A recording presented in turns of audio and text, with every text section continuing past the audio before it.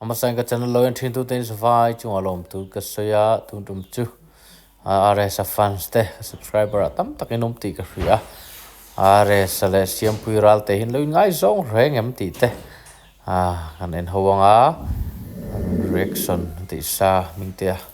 reaction te kan lo en hawanga lo ngai zon lo chu ke ni riat tak tak pa kan ni lo merchant video rang te lo viral ve awangin lo bên hậu đó nè anh em có hình thế cái trade ở em mình là ở bên bên vạc lộc thị về khi khán hàng sấy tiêu hoàn tiền này thì chúng comment là mình hàng comment nắc cả chân khát chuan này ngồi để ở cái story mà nó trong lẽ đang bị ở bộ ta thả trong khán đều chú mình hiện tên đầu tiên chân cái tiền mà này lấy tận số phút bắt anh đầu tiên đồ na ở cái xe này đã ở của về là anh phải in nét ông cảnh cái đầu tiên rồi quá thì thế mà hàng thế tốt mấy này tuần lai kan entertainment kho vela chuanin bawak nei ve tak an siam pui te thailand kal tu ka tha kon ti ta tlat mai en dok tiang he so thi kala en big lawa oi ha ngon lo ai da hua ka da cho cái fel hle mai siam pui te una a ron thani ti khalin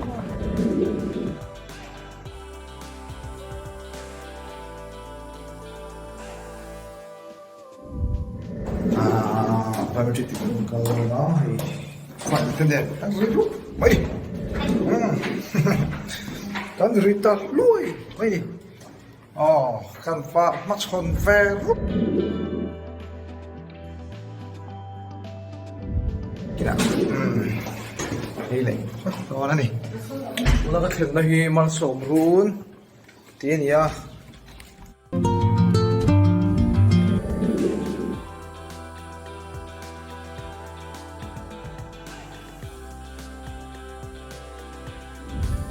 tùy đó khóc mày tissue paper khá là bằng khá khá thì là cái hệ huấn luyện thế okay